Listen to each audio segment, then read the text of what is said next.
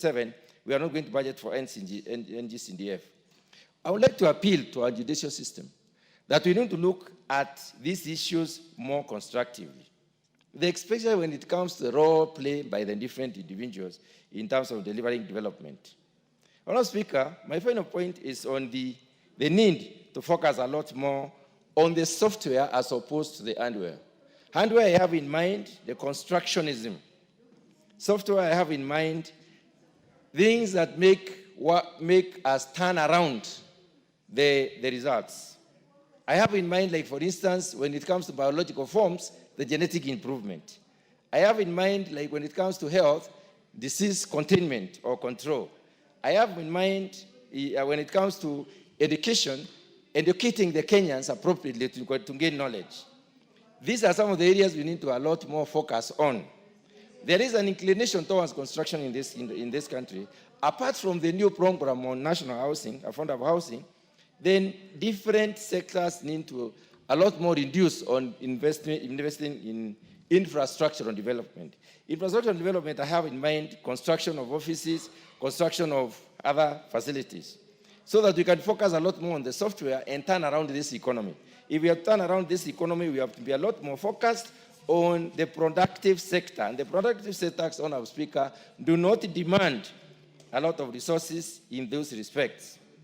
Honourable Speaker, with those very few remarks, I wish to support the adoption of this report. Thank you.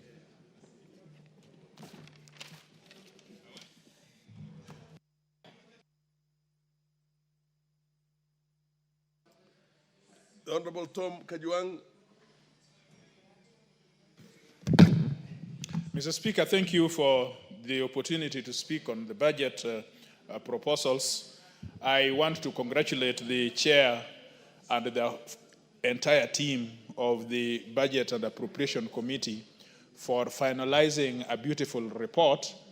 I have compared this report, I've looked at it against the budget policy and the initial submissions by the Cabinet Secretary from Treasury, and I am satisfied that this team has done tremendous work to change what the Treasury brought to us and given us a product which looks like Kenya. And I want to thank you, my friend, Honorable Atandi from Alego Usonga, that it is a good thing to have experts such as you. We have donated you freely to be able to give your professional services to this very good exercise so that we have a country which is ours. Mr. Speaker, you know, in the budgets that have gone by, we have been crying about skewed budgets of some counties or some places or some regions taking more than the lion's share than the other parts of the world. But what we have seen, the proposals from Treasury have now been balanced so that you have budgets in Baringo, you also have comparative budgets in Homa Bay, but you also have comparative budgets in Nairobi. For the first time, Nairobi has been looked at and been compared as an entity and as a region. So generally, it makes my heart happy that I am a member of this assembly that is now considering appropriation of the budget. Mr. Speaker, I want to say something. Just last week, some people were laughing that there are some gentlemen in Homa Bay who are sleeping in the stadium and are happy that there is a stadium which has been built in Homa Bay. Yet others are talking about securitization of the economy. And so they thought that those people who are sleeping in the stadium do not know what they were doing. But how can they not sleep in the stadium? Because this is the only stadium which has ever been built through to its conclusion. How can they, when the only thing they have seen, a practical infusion in this economy is the only stadium? Where were you when you are securitizing your economy, the economy in Mount Kenya and in the economy elsewhere? So you need, some of you have this premise that economy belongs to some people as a matter of right. So Homa Bay people are just celebrating just the stadium because that is all they have seen all their lives. And what is wrong in seeing that? Because they are showing that they belong to this country. Watch it, Mr. Speaker. Watch this space. The blue economy that is going to blossom. This budget that has been properly packed. You will see that Homa Bay people will now not be dancing on the stadium. They will be dancing now on those things called securitization of the budget. They will one day. And people should not take things for granted that there are people who are members of this country than the others. Mr. Speaker, I want to say that it is my pleasure in Nairobi, for example. I know that there is a lot of discussions, disband this disband Kera, disband Kura, disband all these things. But you need to understand that in Nairobi, we stand on a pedestal, although we are in a county government, but that county government has more to do with that. If they were to do all those things, they will not take care of capital development.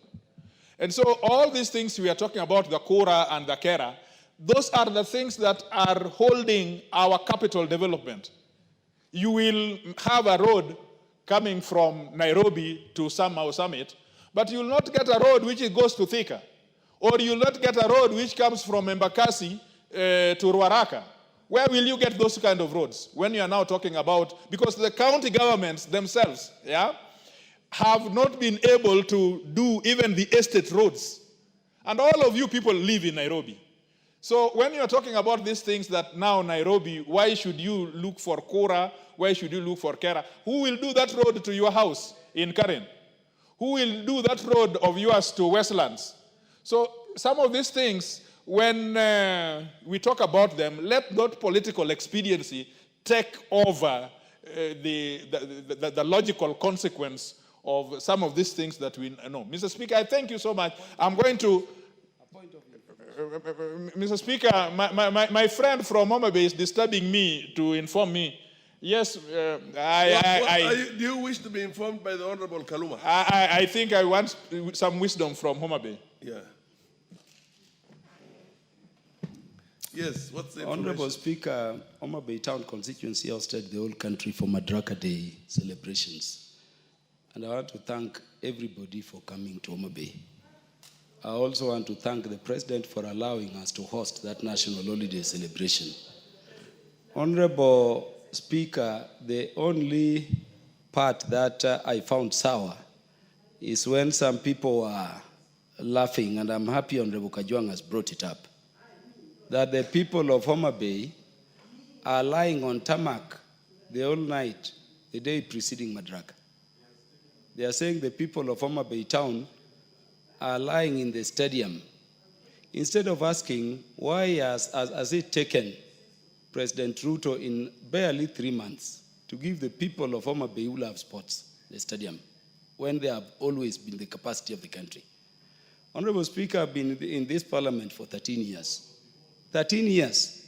No single inch of tarmac road until this time that we have the broad-based governments. I wanted to inform Honorable Kajwang, in agreement with him, that things we keep talking about, like securitization of some funds to enable areas which have never gotten get, we don't want people to talk about them carelessly. Notwithstanding the fact that yesterday we had in the House the CVs of the most brilliant maritime, is it maritime or law of the sea? I thank you for that recognition. And 3 of them came from Homa Bay. But Honorable Speaker, I've seen only one came from, where does Karoli Omondi come from? Yes.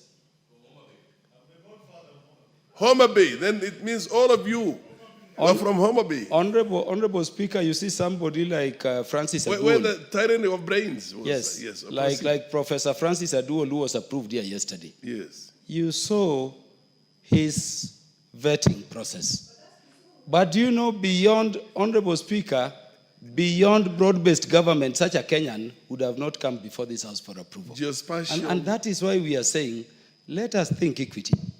We are paying a lots and lots of national debts, which developed regions, not the whole country. It is wrong for a member of the House hearing that for the first time a road is being thought about cutting across, Mandera, Wajir, going to Garissa. Yes. To come saying, you cannot securitize. Yet we know some regimes, up to the time they were living, contracted over 1,500 roads in just one region. And yet they keep telling you, complete those before you go to any other. We want an equitable, inclusive country for all of us. And we want to, as I inform Honorable Malenge, do you wish to inform something to... Request members of Budget and Appropriations Committee. You cannot inform an informer. Order. Yes. He's an informer, so you can't inform him. When we are talking of equity, Honorable Speaker, we are not saying it lightly. I saw the Cabinet Secretary in charge of Treasury saying there are rivers being crossed by people and they have crocodiles. And this has been happening since independence. And that is why we want Honorable Atandi to have the free liberty of the House with these current members to support. We don't want a situation where people who are aware the spokesperson Fair enough. of the committee is the chair, also giving their interviews outside there against inclusivity in this country. Thank you for the opportunity to inform. You have 2 minutes to conclude, Honorable Kajwang. Mr. Speaker, I thank you for the information. I have accepted that information. But Mr. Speaker, I should have been here yesterday. I'm sorry I wasn't here. Yesterday Homa Bay is composed of learned friends. The member for Suba North is a learned friend. The other from Suba South is a learned friend. The other from Homa Bay is a learned friend. The one who has been exported to Ruaraka is a learned friend. So this is a county that we are talking about international law and international maritime law. And yesterday I would have been here so that you would have had something from international constitutional lawyer like I am. But Mr. Speaker, I want to thank my very good friend, Honorable Atandi, that this is the way to go. Free this nation. Look at everybody look at Mandera as you are looking at Lamu. Look at Alego Usonga as you are looking at Ruaraka. And Kiambu. Let also Kiambu thrive because by the time people in Alego Usonga are burdened by taxation, they are paying the debts which have arisen from securitization from Kiambu. So you see, this is how we should look at this country. I thank you, Mr. Speaker. Thank you. Honorable Rosabuya, and then followed by the Honorable Nyakundi Japheth. Thank you, Mr. Speaker, for this opportunity. Honorable Nyakundi, is it true that you spoke to this particular budget yesterday? Yes. Oh, no. But were you not told you've got an additional 6 minutes and you must be here very early so that the debate starts with you? Honorable Rosabuya. Thank you, Mr. Speaker, for this opportunity. Buyu. In discussing the budget, I'd like to take us back to 1965 when we had the sessional paper after independence. Mr. Speaker, in that sessional paper, it was agreed that rather than try to develop all parts of the country in unison, we would develop the areas that had greater potential, and later on, the other parts of the country would be developed with the benefits that's accrued from those greater potential areas. Mr. Speaker, that has been the undoing of this country, because the greater areas that were considered as being potentially great, like Central Kenya, Mr. Speaker, was developed with the sweat and the burden of the rest of the country. Mr. Speaker, there's been no time in the history of this country since 1965, when Kenyans have come back together to say that now it is time to look at the other areas that had not been given the privilege in 1965. And that is why we have discrepancy in terms of development in this country. Mr. Speaker, the biggest point about the budget that we're discussing now is the point of inclusivity. It has tried to treat Kenyans as Kenyans, regardless of what part of the country one comes from. Mr. Speaker, you look at various areas that have been ignored and you find that there is something for them in this budget. Mr. Speaker, I dare say that Kenyans are not against paying taxes, but Kenyans are against paying taxes when they do not see profits or benefits from those taxes. But today, Mr. Speaker, I'm happy to see that for the first time, we have 110 million being set aside to purchase a ferry for Lake Victoria. Mr. Speaker, what this will do is it will enhance water transport, and it will ignite business and economy for the people around the lake. Mr. Speaker, I look at the money that's being put behind sugar industry. More often than not, there's a lot of money being pumped in coffee and tea, regardless of disregarding the other crops that are benefits to the other countries. But Mr. Speaker, right now there is money coming to sugar. Mr. Speaker, if you look at that budget, you find that a lot of money has also been put for mitigation of drought in the northeastern part of this country. I think that is really positive because it's not by anybody's choice that there should be an area that is affected by drought. So, Mr. Speaker, what I see in this budget, and I want to give congratulations to Honorable Atandi for being a Kenyan and not just being a man from Nyanza. He has opened his eyes and he has opened his mind and is looking at Kenya as Kenyans. And I'd also like to thank Mheshimiwa, who is the CS of Treasury, Mheshimiwa John Mbadi, who, working together with Honorable Atandi, they've been able to open their minds and to bring Kenyans to a point where Kenya is now Kenya. Mr. Speaker, I also want to talk about UHC. We know that there have been people in this country who've been offering on voluntary basis their services to ensure that health is enjoyed by everybody, even the smallest person in this country. They've been doing this free of charge, and they've never had any pay. But today, when you look at this budget, there is money that is put under UHC that recognizes that indeed the workers or the voluntary healthcare workers will now be compensated for the service that they offer. And I think that is great, because when you have a healthy country, then Mr. Speaker, you'd be able to develop much better. Mr. Speaker, I also look at agriculture. When you look at how much money has been put in agriculture, and we are talking about sectors that affect the common mwananchi, you find that there is money that has been put in those sectors, and I'm sure that in a few years' time, Kenyans will be smiling because all the sectors that affect them will have actually been looked into and been budgeted for. Mr. Speaker, with that, I want to say that I support this budget, and I'm also happy that places like Nyanza, which have long been forgotten when it comes to road transport, when you look at that budget, you can actually see that indeed there's some opening of roads in that budget. I, for one, I'm very happy to look at that budget and see that an area like Hololela, Yawa Mr. Speaker, Hololela is in the thick of nowhere in that Kisumu West constituency. And I see that in this budget, there's 200 million that has been put for that road.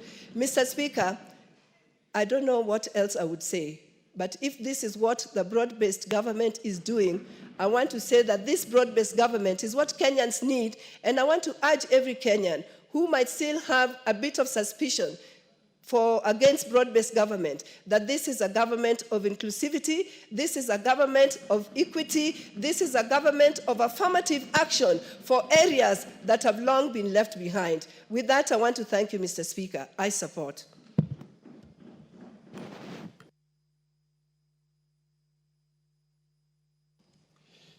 Thank you, Mr. Speaker. Right from the onset, I want to say, Mr. Speaker, that I support this budget. However, Mr. Speaker, I must dissuade some of the members of this August House from deciding that because I come from Mount Kenya now, I am guilty of what my forefathers did. We had at independence, when the session paper number 10 was made, we had representation in the cabinet from across the country. If the people at that time in government, and it was a government that was formed across regions and across the ethnic divide after having fought for independence, the wisdom of our forefathers cannot be used to make us guilty today. Mr. Speaker, this budget has a lot of money going to the blue economy. I am not complaining. I am encouraging people in my region to also venture into aquaculture and benefit. That is the kind of mindset I would like to see that our current leaders articulate and adopt, so that today we are building a better foundation for our children and their children to be able to resolve the challenges they will face. Can we resolve the challenges we are facing today without wanting to demonize one section of the country or one area of the country? I voted in this parliament to remove a person from my region from office because I felt he was not right for this country. Do not, I urge us to really embrace the broad-based government. Look, adopt what Honorable Atadi has done as the chair of budget. Let us use that focus. Honorable Speaker, I am happy that Coffee has gotten money for revival, 500 million. The revival of coffee in this country and the earnings from that crop, from that cash crop, will be more dependent on the new coffee growing areas which go into Nyanza, that go into the Rift Valley, that go into Western Kenya. But at the same time, some of that money must be plowed into the Mount Kenya region for regeneration of the old coffee bushes, which are 62 years old plus. Honorable Speaker, I am happy that we have money to revitalize new KPCU that will serve the whole country in terms of warehousing, irrespective of where the coffee is coming from. I am happy we have money for settling coffee debts. Mr. Speaker, our athletes have really made our country proud. Of late, we have suffered the shame of some of our athletes being caught in doping. The fact that this budget has provided money for testing and for educating our athletes is a big plus. Mr. Speaker, the TVET sector is the game changer in this country. At a time when formal employment is shrinking, at the time when digitization is changing work as we knew it, the acquisition of technical skills and is really one of the areas that is going to help our people go into self-employment. The fact that we have provided additional resources for hiring technical staff is a big plus. Mr. Speaker, I am an alumni of the Kenya Medical Training College. Higher education funding in this country has discriminated diploma students for a very long time in this country.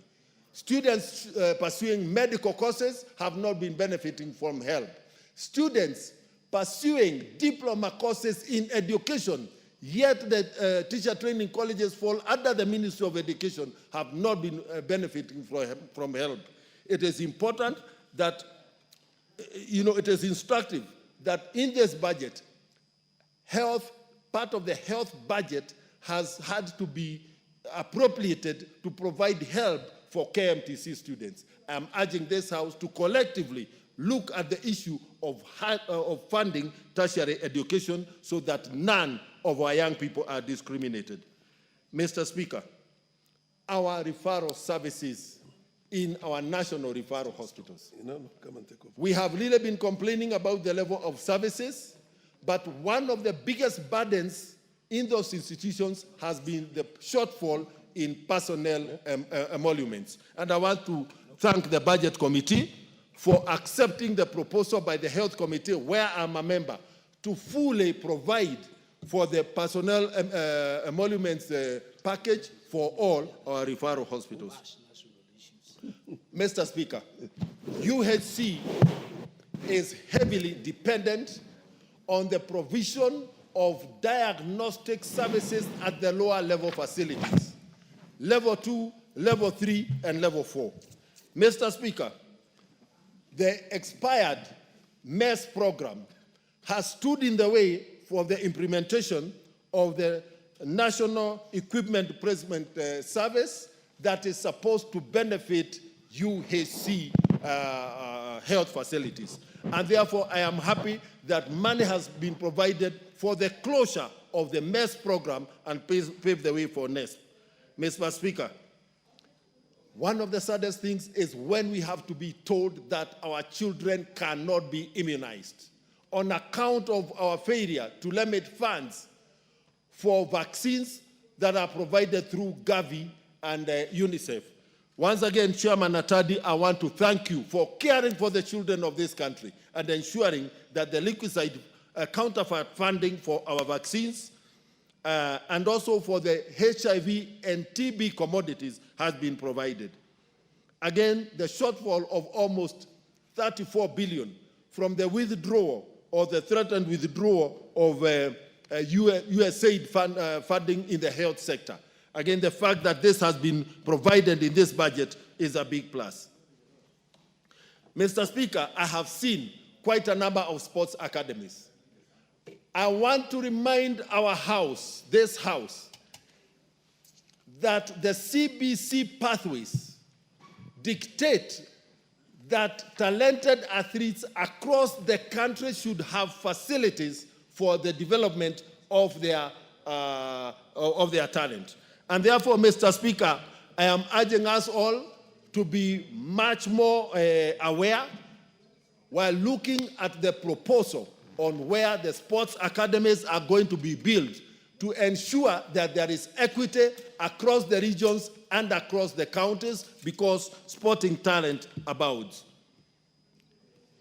Mr. Speaker, I am unhappy also in this budget about the reduction in the provision for payment for children, orphans, and vulnerable families for supporting them, the indigents, with the national health insurance.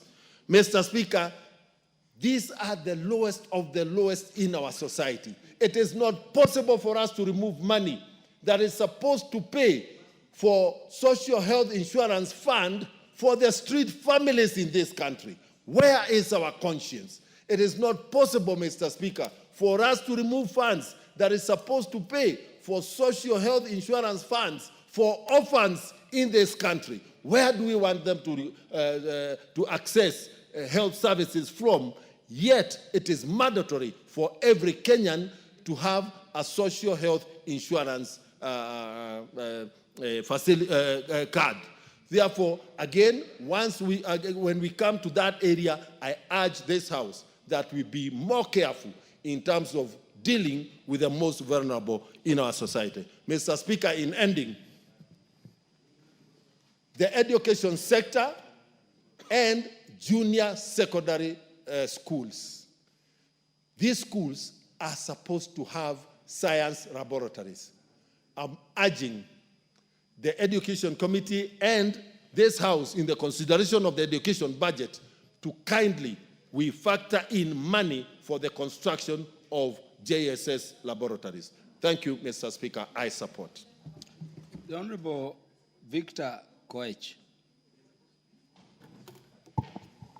Yeah, thank you so much, Honorable Speaker, for the opportunity to also contribute to this particular report before this House on the consideration of the 2025-2026 budget. Honorable Speaker, from the onset, I would like equally to join my colleagues in congratulating Honorable Atandi for this maiden report. Having looked at this report from Schedule 1 to Schedule 4, Honorable Speaker, I am convinced that Honorable Atandi with his team have done us justice for the first time. Last year, Honorable Speaker, and the previous years running, Honorable Speaker, we have had several challenges, and especially for us representing the rural constituencies. Speaking on behalf of rural constituencies where I come from, that is Chepalungu constituency, Honorable Speaker, we have had roads running to almost 68 kilometers, which was started by the then Deputy President and now the President of the Republic of Kenya, but have run several years without proper financing. This is the first year that I'm seeing considerable budget being considered for Kyogong, Sigor, and Chebunyo Road. In the previous years, Honorable Speaker, I would like to report that the same road have been allocated like 40, 30 million. 40 million cannot even do 1 kilometer, Honorable Speaker. This year is a bit much better. Equally, Honorable Speaker, on roads, we've had several challenges. There is a bridge that was promised by the now Minister for Security while he was in transport sector, Captain Bulliet Bridge. But it ran for the entire 2 financial years without consideration. I am happy that this particular budget that is under consideration today is also considering the same bridge, which means the residents of Nyongores are going to benefit from this particular budget. And that is why I want to keep on congratulating Honorable Atandi for surely having a broad-based budget that is considering the constituencies that have always been under-considered. Honorable Speaker, as I close on this particular issue of roads, many a times when we visit the departments seeking for projects, they normally tell us, as who are new, we should wait for the projects that are ongoing to be completed before we start. But I'm happy because this particular budget is going to consider another new road in my constituency. Honorable Speaker, when I come to energy, where I serve as a committee member in this parliament, I am happy because the budget committee actually accepted our consideration, our request for a 5 billion that is going to serve all the constituencies within our country. I would only want to urge the departments, the implementing departments, that when this money comes, we should be able to allocate money based on the need of each and every constituency. Because, Honorable Speaker, we can't lie to each other.